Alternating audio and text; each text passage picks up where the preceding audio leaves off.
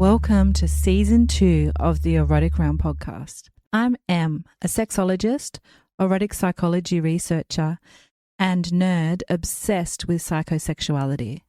I'm also a 24/7 kinkster. So far, the Erotic Realm in Season 1 was completely dedicated to exploring kink. So the first season had many kinksters, including professional kinksters, come and share their erotic psychology one erotic realm at a time. At the end of 2025, I asked you, the listeners, what you would like to see more of on the erotic realm. And the feedback was clear. You want more sexperts, as well as continued erotic realm sharing from kinksters. So in Season 2 of the Erotic Realm, you can expect to hear from more sexperts. I hope you enjoy listening to Season 2 just as much as you've enjoyed listening to Season 1. The Erotic Realm is growing rapidly. There's so many of you listening now, and it has gone beyond my wildest dreams, and I'm looking forward to seeing where Season 2 takes us. If you'd like to go deeper into my work, you can find everything I'm doing, including articles, surveys, psychology of desire case files, and the newly announced Desire Salon membership at psychologyofdesire.com. The Desire Salon is a monthly meeting where you can join me for a live exploration of everything to do with desire. I hope to see you there. And now for today's episode. The following episode explores pleasure not as indulgence, but as a disciplined, intentional practice. One that shapes leadership, longevity, and presence in the body. In this conversation, I'm joined by Tanya Griffin, entrepreneur, speaker, mother, and sexual wellness and harm reduction educator, to explore flow states, orgasmic pleasure, and the difference between intention and compulsion. We talk about sex, psychoactives, and embodiment through a mature lens. How pleasure can fuel creativity rather than distract from it, and how altered states can support presence rather than bypass it. This is a conversation about responsibility and freedom coexisting, about why pleasure, when practiced with intention, becomes a source of clarity, resilience, and power rather than escape. Enjoy. Hi, everyone, and welcome to the Erotic Realm podcast. Today, we are exploring the Erotic Realm with Tanya Griffin. Welcome, Tanya. Thank you for having me. Pleasure to have you here. So, before we dive into sex and eroticism, I'd love to start with you as a human. What does your day-to-day life look like right now? Full of, flow states. Lots of orgasmic pleasure, to be honest. Partner pleasure is a big part of my life. If you want to know what a Thursday looks like, I'm happy to tell you what a day of my life looks like. I have several companies, so I do spend a lot of time working. But the reason I'm able to do that, Em, is because I spend a lot of my attention and prioritize and practice flow states, which include yoga and breath work. Sometimes, running, depending on the day of the week, and always sex. So a Thursday, for example, and of course, I live in Denver, Colorado, where my sex and drugs are legal. So my world, includes microdosing cannabis and classical psychedelics into that mix. So if you really want to know what a Thursday is like for me, sure. I will certainly tell you. I get up early, 5:30, 5:45. I love to write. It's part of that flow state that I mentioned. It's a practice that sort of frees my mind and lets me clear things for the day. I'll usually write. I hit a yoga class at 10:30 or noon, depending on what calls I've got stacked for the day. And I will tell you, Thursday is my most productive day. And it's also my fullest day. So I hit a yoga class somewhere between 9 and noon usually. If I miss those times, which is often the case, I hit the 4 p.m. class. And by that time, I have worked for the day and I'm ready to drop into yoga. I'm going to the only reason why I bring Thursday into the mix is it's when I try to let go for the weekend. I'll do a lot of stuff on Friday, but it's usually a lighter day to me. So by 4:00, I take a 10 milligram edible and I settle into a hot yoga class practice, which is about an hour long. And it just, lets me drop into my mat, free my mind. And then I go home and it's, all night orgasmic pleasure, sex and drugs. I like microdosing psychedelics. So we're going to drop right into it. So when you're microdosing psilocybin or LSD, that means you're not doing a lot. You're doing a little bit, but you're dialing it in with intention.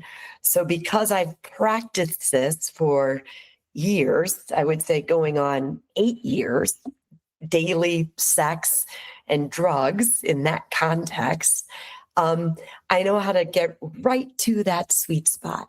So by the time I'm home, my mind is clear. I'm in that flow state. And I spend the rest of the evening till maybe midnight watching films and having great sex. Okay. Well, that sounds incredible. So you mentioned 2 drugs there, cannabis and psilocybin.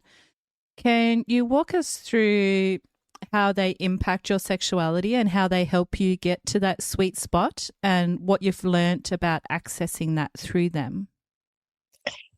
Sure, absolutely. Both of those drugs that we're talking about, and I'm going to gently put LSD into that mix because it's interesting as it runs parallel to psilocybin. I'm going to bring that up because psilocybin is obviously derived from mushrooms, so it's plant-based. The difference between psilocybin and LSD, which is ergot, which is derived from essentially wheat, is that in states in the U.S. that have gone through the journey of decriminalizing or legalizing classical psychedelics, most of the focus is on psilocybin. So I live between Oregon and Colorado, where those drugs are either decriminalized or in some way legalized. Mm-hmm. And I wanted to differentiate those because here's where they are different. Psilocybin is a classical psychedelic that you have less control over. I would say that if you use psilocybin, your mind sort of, in my experience, follows along with the psilocybin journey. Whereas with microdosing LSD, you have a lot more control over that experience. So when you're dropping into that elevated state, or we could call it a flow state, I, with lots and lots of intentional practice, know exactly where I'm going to go. So there's no unpredictability about the experience. Not only does cannabis pair very well with sex, but I would argue probably one of the best pairings with sex is the LSD or the psilocybin. What it does, is it doesn't put you out of control at all, but it certainly elevates all of the senses, but particularly touch and smell and the visuals. Those are all elevated to an extent that if you're able to drop into that flow state and truly be present, show up for sex, that experience is mind-blowing. And then with practice, repeated practice over and over again, you learn how to drop into that space, that flow state, without much effort, right? It becomes muscle memory. Mm-hmm. That sounds incredible. Okay, so there's a lot to unpack there. There is. We really just jumped right in, my dear. Mm-hmm. I thought we'd have some foreplay here. Yeah, well, we can have a little bit now if you like. I don't need it for sure. Just so people can get a little bit more of a sense of who you are and your eroticism, can you tell us a bit about how you identify when it comes to your sexuality? I am, I suppose I would say I'm heterosexual, but open. I certainly am not hell-bent on monogamy by any sense of the word. But I do have I'm not married, but I do have a life partner. And because we practice daily sex, doubling down on the weekends, I don't have a lot of time for non-monogamous relationships, but no judgment there. I'm open to it. I've done it. Mm-hmm. It's really just about fitting it into the day. Mm-hmm. And you've mentioned a little bit about your work, but can we jump into that a little bit more? You work in the sexual wellness field. What do you do exactly? Well, I'd say I came into the sexual wellness field really out of the cannabis space. So for the last 3 decades, really going on 35 years, I've been a serial entrepreneur. And so that started in 1995. Wow. When I opened Kangaroo Kids. So that was my first chain of retail stores. They were actually resale and maternity support centers. So I'm back in the day, and this goes back 30 years plus. I'm a lactation consultant. So for 15 years, I had midwives on payroll, and I helped women from 5 local hospitals. Of course, I ended up putting these in Europe as well. All of these hospitals back then would send their moms to me struggling with breastfeeding their children. So I always joke that I went from colostrum to cannabis to cum. So I lived in Europe for several years and came back to the States and started, this is in, I think, 2007, and started my company, Water and Trees, which is a marketing growth management firm that really focused on women's health and healthcare. I built surgical centers, cardiology practices, really hyper focused on healthcare, and really with like I said, always with a prioritization of women's health. And as I moved into that space, by 2013 in the United States, cannabis was just starting to get its head above water. It was legalizing formally regulating in states like Colorado, where I now live. I, at the time, was living in Illinois, and medical cannabis was coming into Illinois. I was sitting in a surgical center, reading a newspaper article that this was all coming to bear. And here's what I understood. I am the oldest of 10 kids, a large Irish Catholic family. So, and what that means is alcoholism has just ripped through my family tree in just untold ways. So I understood. I'm not a big alcohol person at all. It's just not my drug. But I also understood that, look, and I was not a drug user either. I have 4 kids, 6, by extension through my partner, and just never had the time to indulge in any kind of drug. When I saw what cannabis was in relation or juxtaposed to alcohol, it made absolute sense to me that these are the companies that I should go build. At that time, I was married to a blues musician, living in my basement, a Chicago blues guy, playing guitar all the time, smoking pot. And so I kind of understood what this plant was, what it was doing. And when I took a deep dive into it, I took my acumen for building companies and applied it to cannabis. I built the first vertically integrated national cannabis franchise in the US, won dispensary licenses in Illinois, had some very good exits from those dispensaries.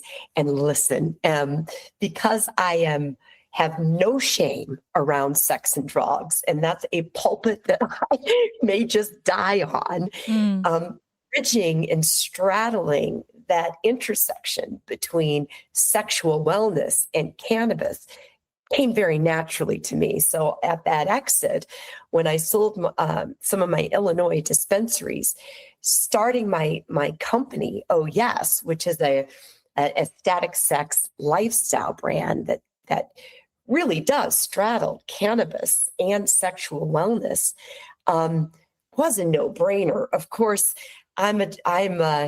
yes, I was born in the 60s. I was born in 1968. That doesn't mean I got to enjoy the Beatles and the Rolling Stones in their heyday, but it is how I dress, it is how I live, and I love rock and roll. So I built a brand really deeply seated and leaning into sex, drugs, and rock and roll.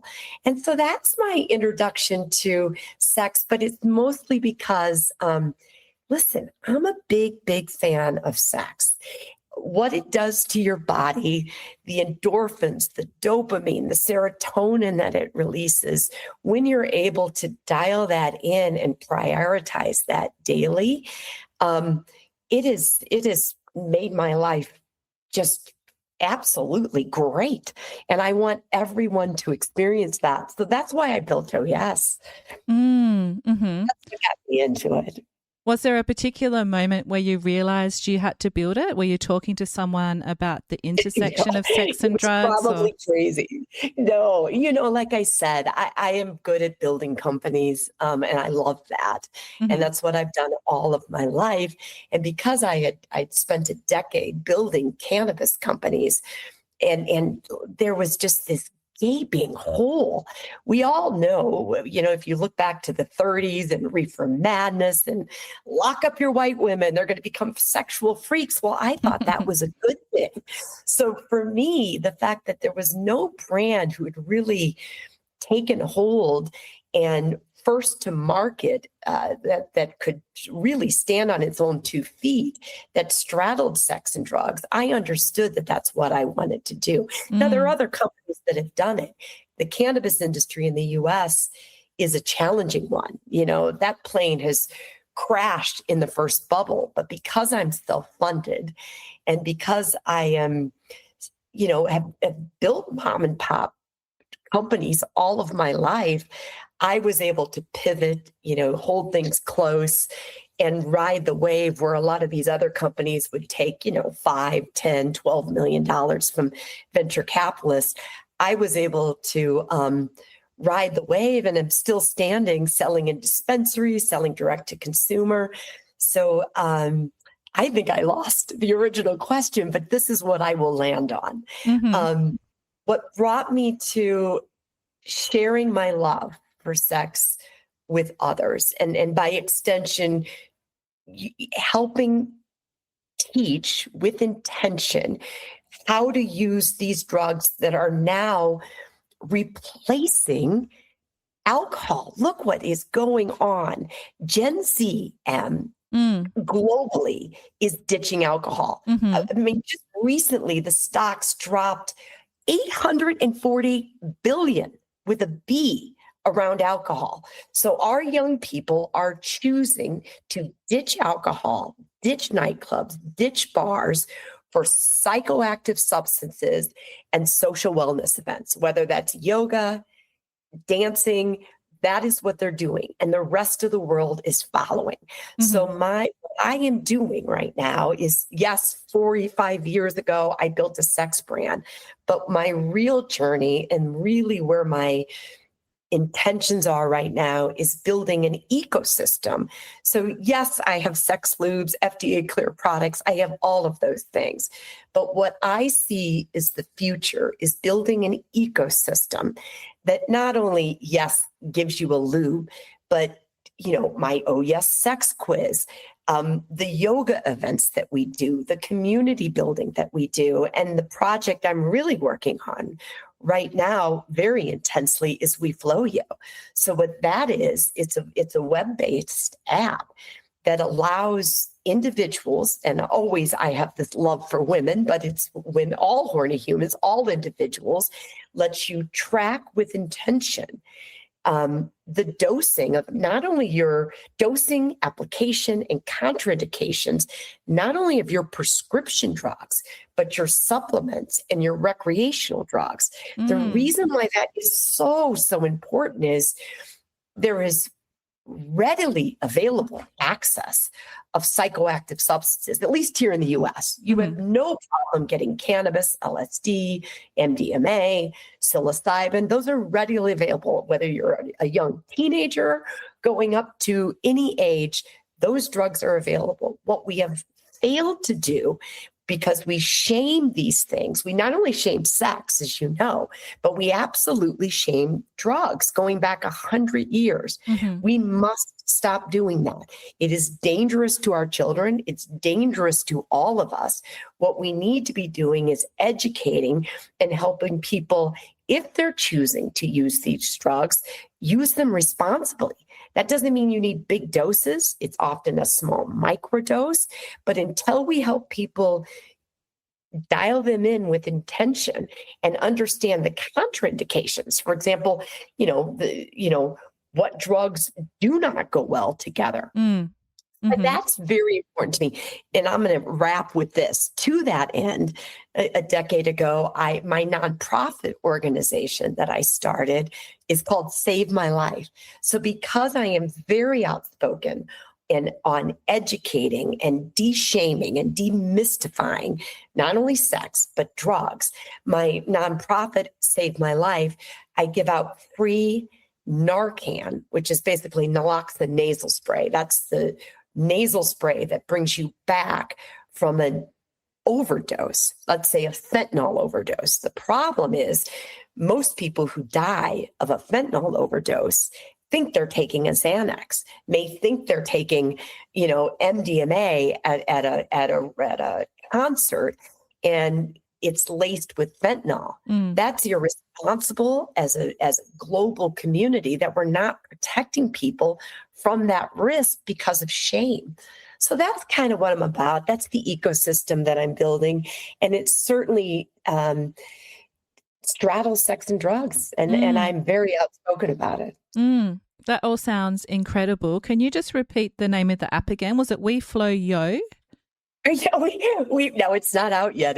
We're in deep in development, but but it is we, like WEFLO, yo, YO. Okay, that's what I wrote down. Cool. I'll have to look out for that. If you follow Yes to Sex, my newsletter, I do throw out webinars and different community chats where we drop in and have these discussions around how are you dosing MDMA? How are you navigating these substances that are readily available to you that may help you increase intimacy with your partner or partners, but you just don't know how to use it or do it safely? That's important to me. Making sure that people do these things safely is very important to me. Well, thank you for that work and that newsletter. That sounds great. So what we're talking about here is people and their pursuit of pleasure in a way, and how we always seek for ways to do that, whether that be through sex or drugs. And I want to chat a little bit more about pleasure here. So one of the traditions on the podcast is exploring a quote with you. And today's quote is from Adrienne Marie Brown, who is an American writer, activist, and facilitator. And she says that pleasure is a measure of freedom. So when you hear that, what does it immediately bring up for you? And is this part of the work that you're doing? Oh, my goodness. Absolutely. And love the quote. it brings me immediately to Funkadelic, of course. Free your mind and your ass will follow. That's a wonderful Funkadelic album. I suggest everyone drop into if they have Spotify, and of course they do, and can listen to that. Listen, it's absolutely true. Pleasure, if you really show up and drop into that presence, drop into that state of mind, that is total freedom. Mm-hmm. Anytime that you can quiet the mind and be solely present for one act, especially, in my opinion, if you've mastered partner pleasure to that extent, that is the ultimate freedom. And we spoke earlier about, I think the question was sort of, what do I call myself? Am I heterosexual? Am I monogamous? Who am I in the sexual world? And I think I could answer that question. I am absolutely free in that space. There is nothing restricting me from having sex with another person. There is no jealousy in my life. And that, to me, is the ultimate freedom, that pursuit of pleasure. Now, I happen to pursue that on a daily basis with my partner, but that doesn't mean I am restricted to that or there's any mental boundaries or things that control that freedom within myself. To me, that's where pleasure and freedom for me intersect in a very real way. So you've mentioned this daily partnered pleasure a few times. Can you share more about what that entails? Sure. I don't think I've missed many days in 8 years of having sex. But I also don't, miss yoga a lot. So I always bring those two into the same presence for this reason.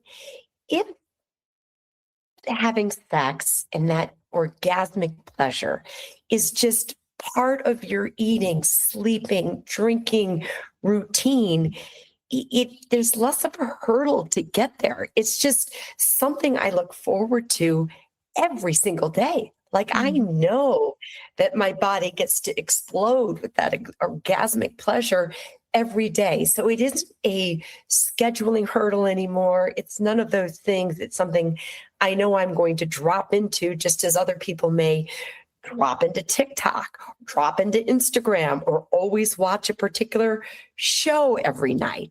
I have sex every day, and it's kind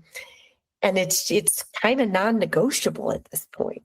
In a sense that not that I want it to be negotiable. I could negotiate it, but I don't want to. It's a pleasure I take every day. Mm-hmm. And what does it give you? So do you remember the time before you started doing this practice, and can you compare it to now? Yeah, of course I do. Because since I was very young, I think, I got married the first time at age 20. Wow. So I was a child. My frontal lobe wasn't developed. I didn't know what I was doing. And that first 18 years was just sexless drought. You know what I mean? Yes, I had children. I worked. I did all those things, but there was no sex in that. The second one, was fiery at first. It was a musician, but that petered out very quickly to no sex once again. And that was not coming from me. My libido is off the charts. So by the time I got to a partner that matched my libido and my drive, and that was equally willing to prioritize pleasure, that's where it flipped. Day one, the first time that happened, I haven't stopped fucking him since. And that was, at least 8 years ago. I love that. So for those people listening that might want to start this practice, I imagine some of them are wondering, how do you keep it from becoming mechanical or performative when it's this consistent? Is it about accessing those flow states that you mentioned? Yes, but that wasn't, I think it is to some extent, but let's back it up a little bit because no matter what the exercise, whether it's orgasmic pleasure or yoga or running or swimming, whatever writing, in my opinion, it starts with mindset, showing up, staying present, and then practice. So it's not like it's never work. You should always do what you love. I love to run. I love to do yoga. I look forward to those practices, just as I look forward to the fact that I get to have orgasms, multiple orgasms every night.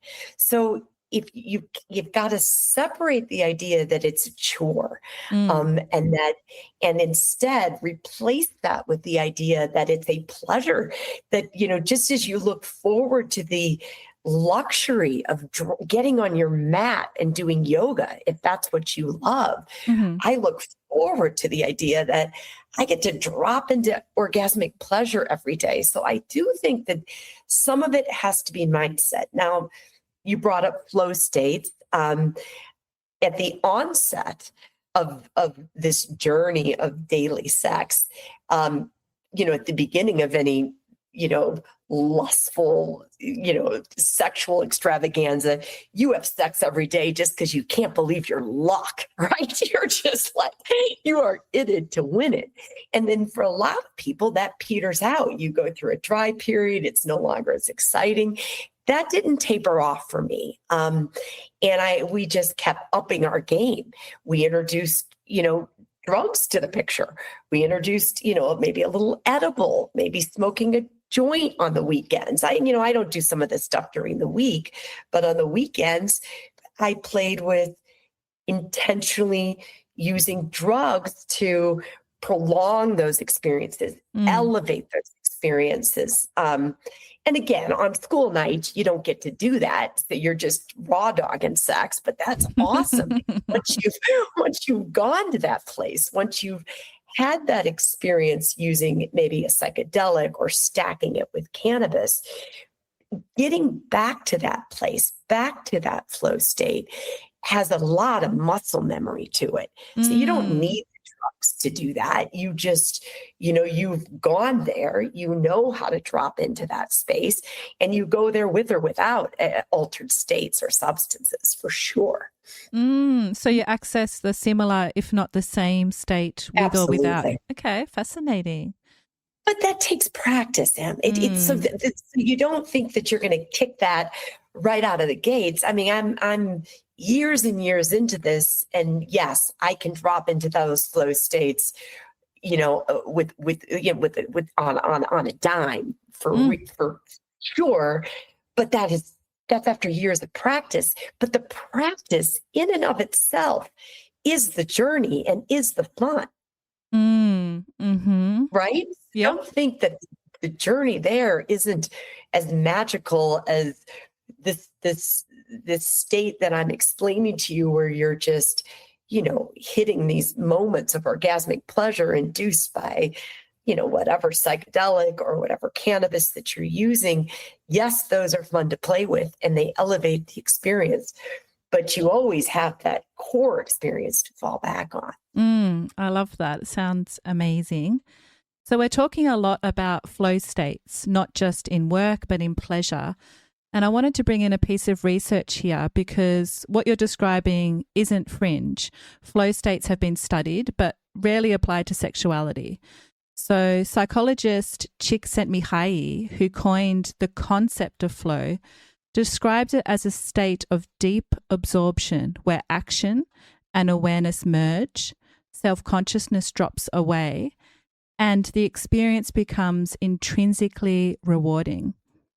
So while his work focused on creativity and performance, later research is showing these same conditions, intention, skill, feedback, and presence, apply to embodied experiences, including pleasure. So when you hear flow described that way, does that map onto your experience of pleasure in the body? Absolutely. That is dead on the experience that you're feeling.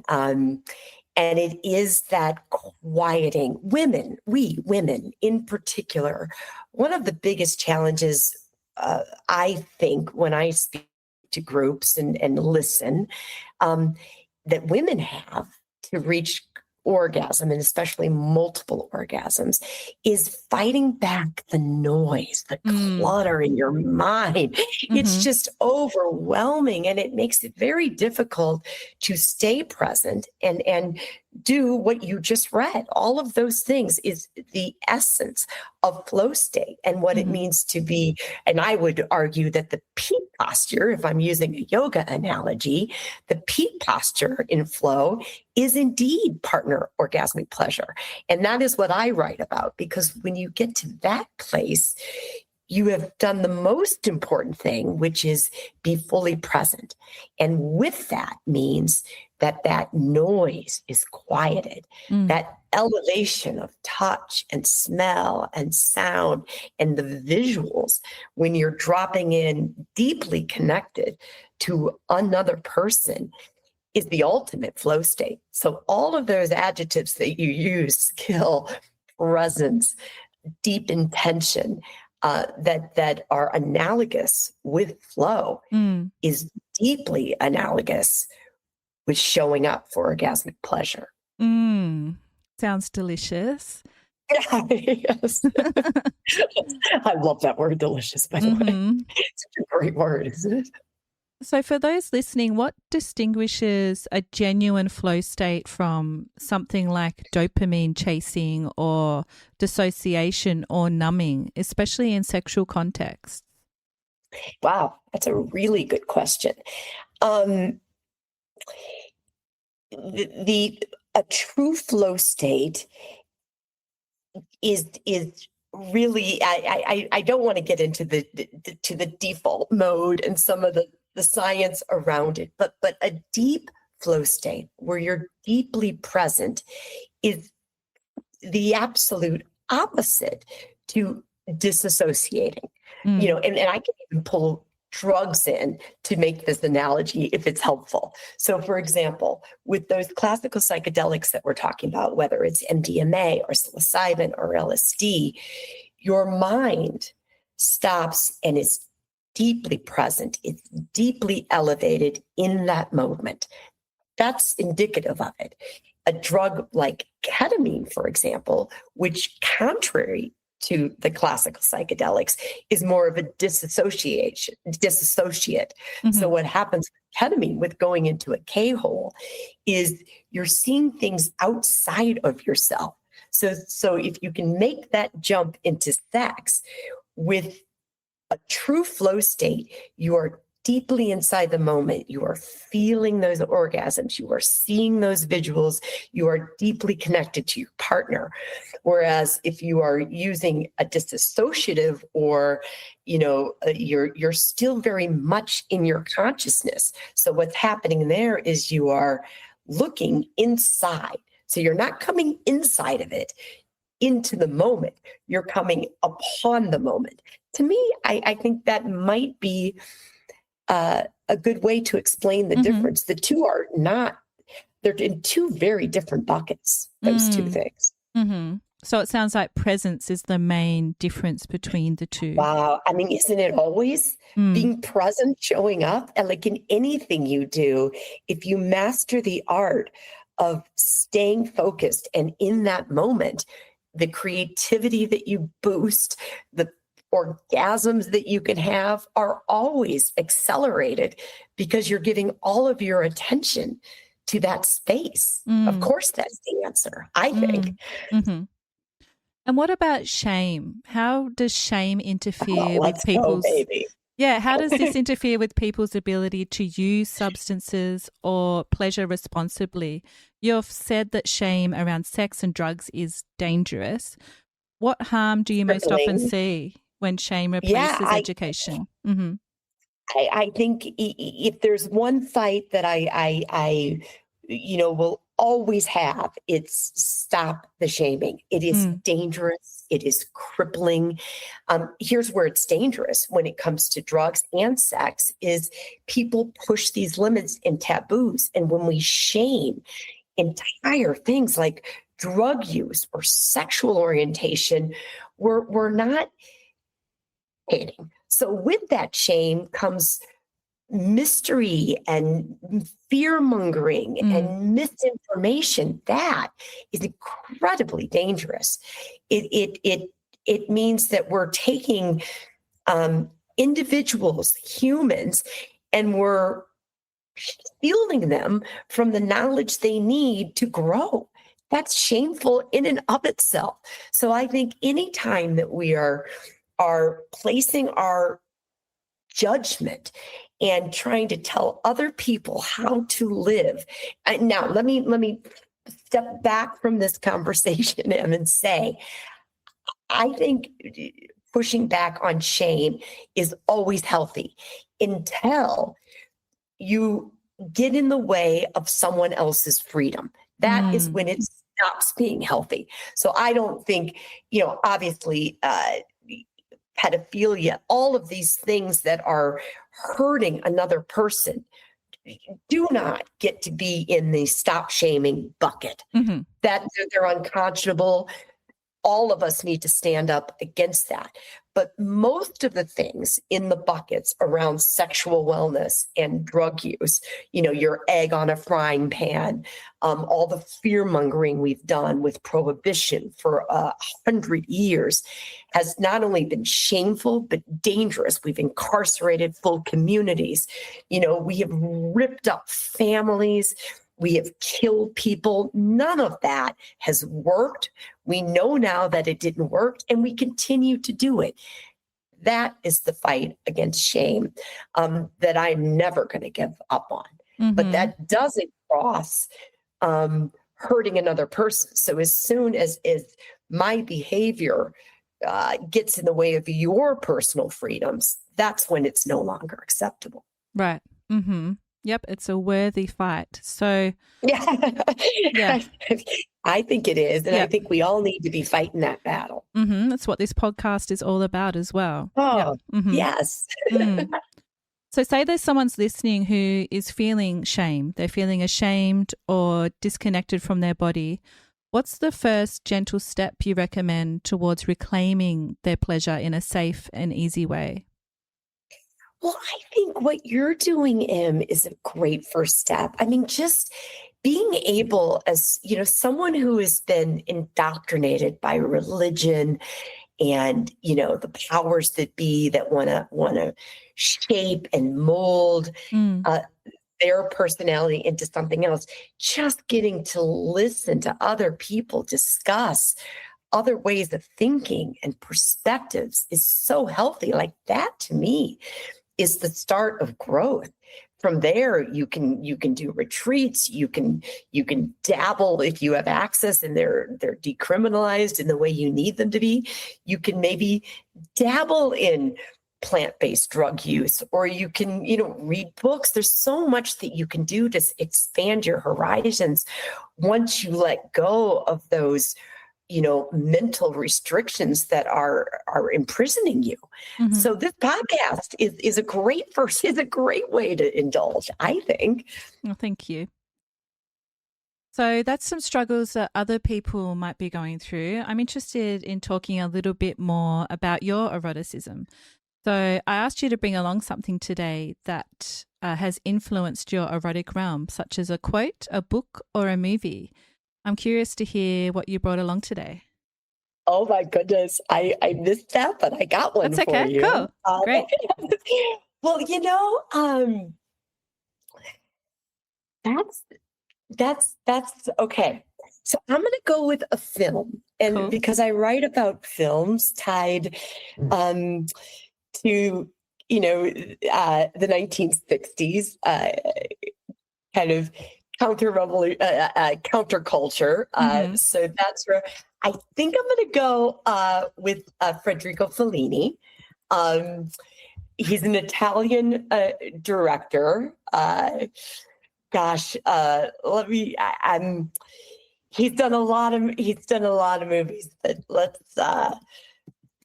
I was going to go with 9.5 Weeks, but here's why I'm going to bring up film.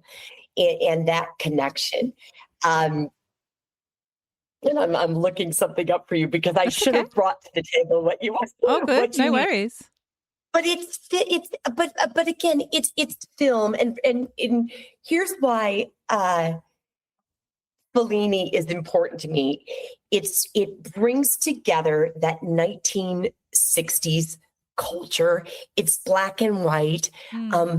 But and my favorite, of course, is La Dolce Vita.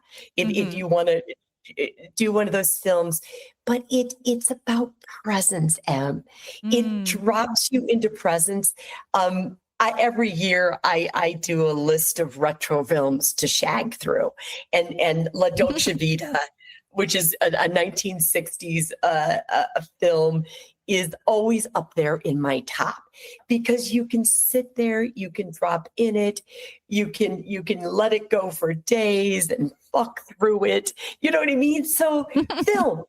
I'm going to go with film. I'm going to start with Federica, with Fellini, but I've got more. Like if you're interested in partner play, you know, there's Tinto Brass, for example, P.O. Box, and Paprika. Now, Tinto Brass is very much the male gaze, so you've got to be okay with that. I love it because from a cinematography point of view, it's just so beautiful. And I would always recommend listening to these while you're playing with your partner in the language. You know, you don't even need subtitles, because it's the visuals that are so awe-inspiring, particularly with Tinto Brass, because it's essentially just soft porn. Well, no, let me pull back.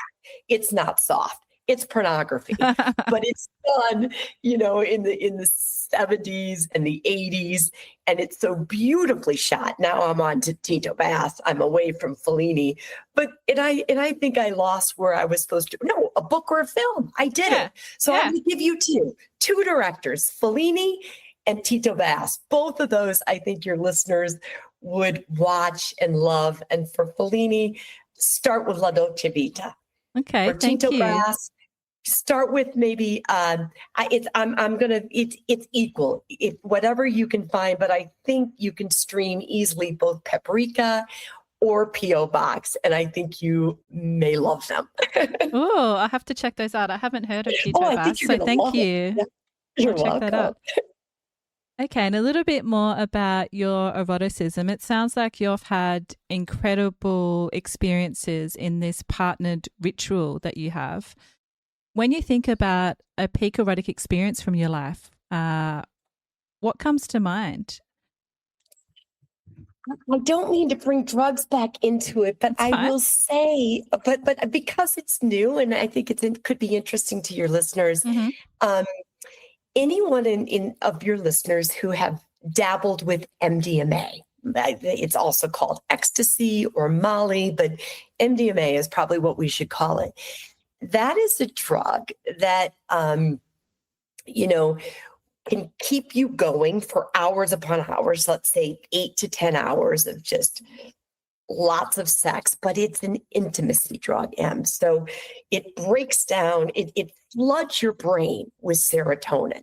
As a result of that, when you come down off of that trip, your body is somewhat deprived of serotonin. So you have a recovery day. You may have a day and a half of just watching Fellini and Tinto Brass films because you have to recover. You don't want to go for a walk. But those 8 to 10 hours of pure intimacy, allow yourself and a partner, and I don't do MDMA at music concerts or anything like that. What I use it for is very intentional.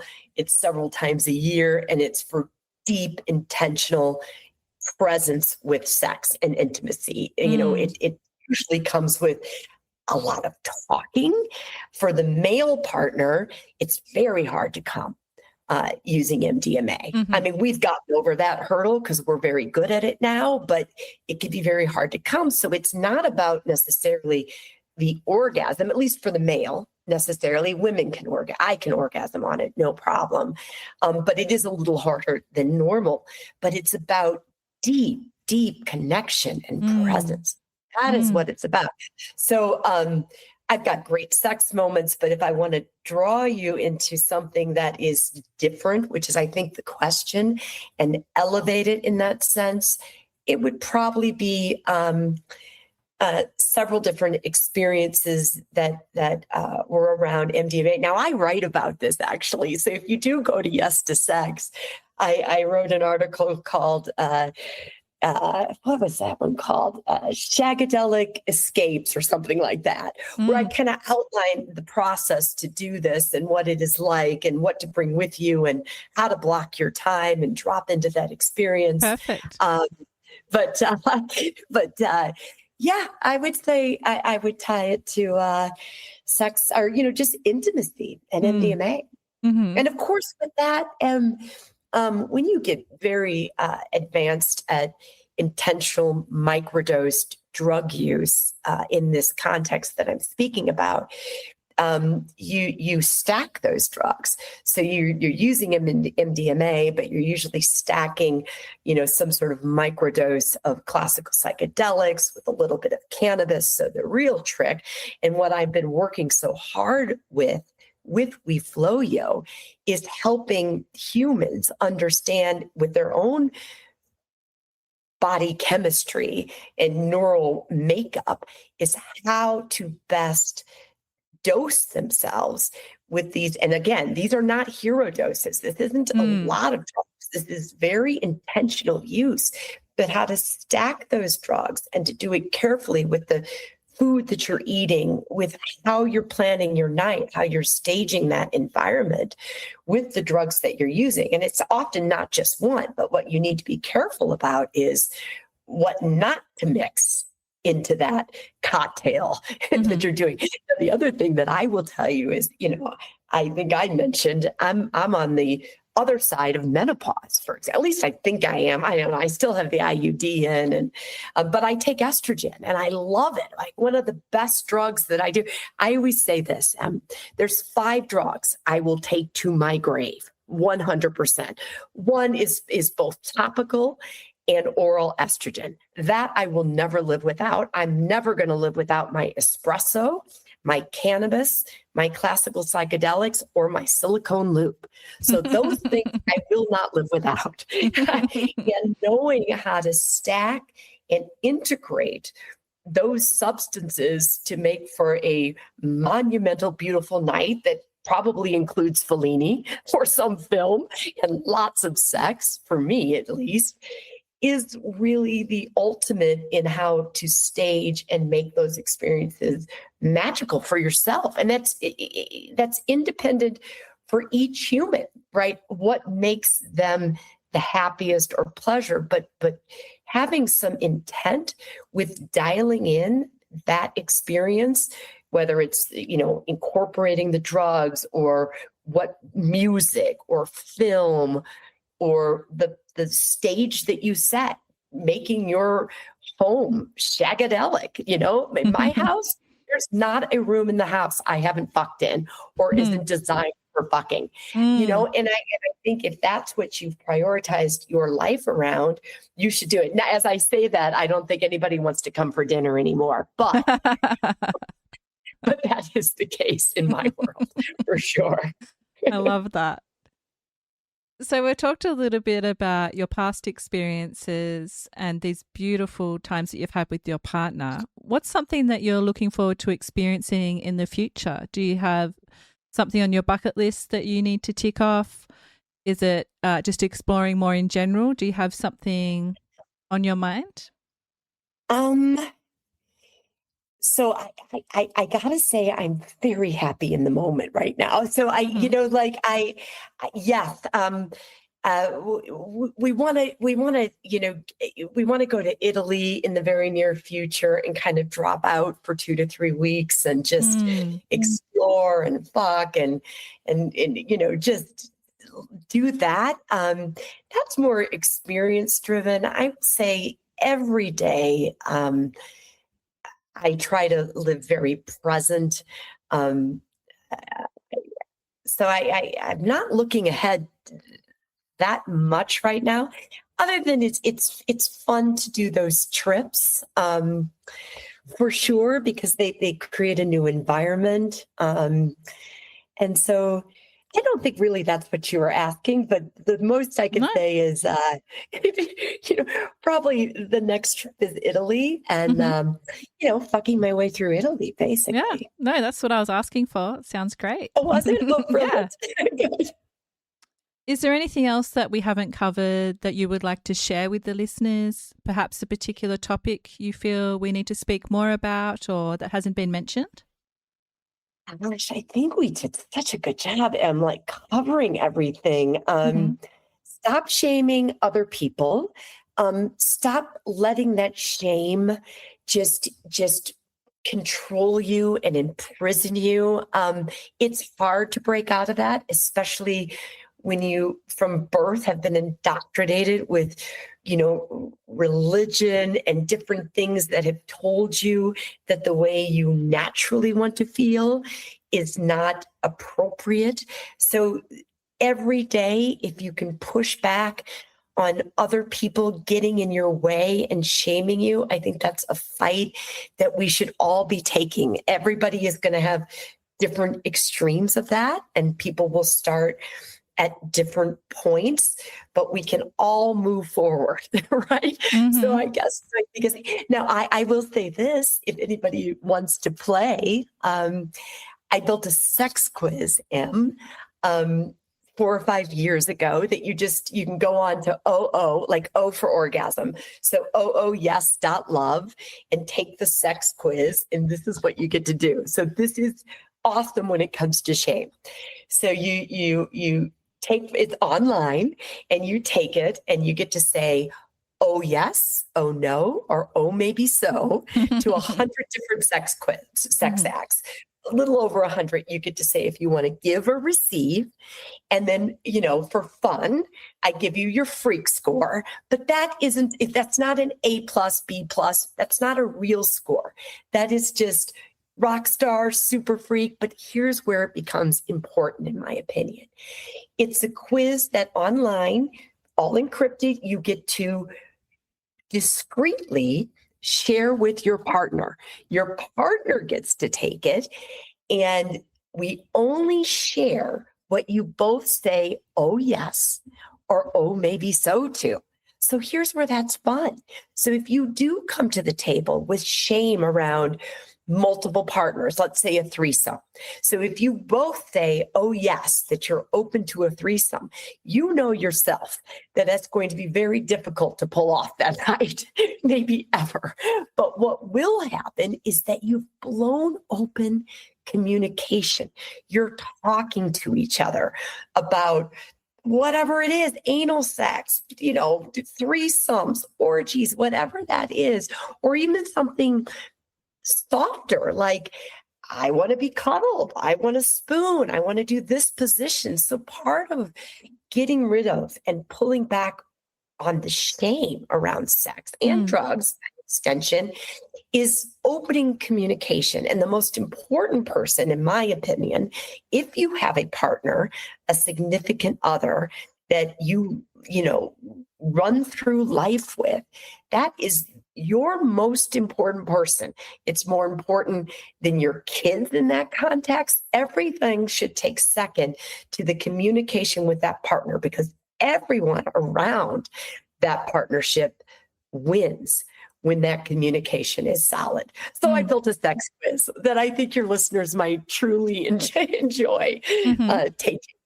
Either with themselves, and I made it so that you could share it with multiple partners, because we shouldn't assume that your listeners are, one, monogamous, or two, in a relationship. So let's say they're on Tinder or Hinge or any of these dating apps. You can take this quiz and then share it with multiple partners. So you can use it as literally a screening tool. Like if you have someone that is shaming all of the sex acts that you enjoy, maybe that's not your partner. I love that. Thank you for sharing that quiz. Is that website also the best place to go to find out more about you and the work that you do in general? you can absolutely find who I am at, which is so, oh yes, is my ecstatic sex lifestyle brand. So it's selling lubes and stuff. But if you go to Yes to Sex, you can get access to my newsletter there. You can get access to all of our community events, everything. So that is a space you can go. I'm on LinkedIn, which is an old person's social media, but you can always come find me on LinkedIn, the Yes to Sex newsletter, and a lot of the things I write and the podcast I'm on show up on LinkedIn. I'm on Substack. I've got another website called yestosex.love that sort of brings together a lot of the community events that I do, the writing and the podcast and the shows that I'm on. So I'm pretty easy to find with a single Google search. But yes, two orgasms, yes.love. You can get to everything through there. Brilliant. That sounds like great resources. Thank you for sharing. Now, back to your eroticism and thinking about your journey and everything that you've experienced. If I was to ask you to sum up your eroticism in one word and one word only, what would that word be and why? I'm gonna cheat, Em, and go with freedom. Here's why it's a cheat, because you threw me the lifeline earlier in the show. But true presence, when you're really showing up in that, not only orgasmic pleasure, but showing up truly with another person, it is the ultimate freedom. You have ultimate vulnerability. There's a sense of bliss in that moment. And really what it is freedom to be your authentic self. So when you're able to be just fully at ease with who you are, all of those other things that we're talking about, pleasure, libido, dropping into presence and showing up, that comes with freedom.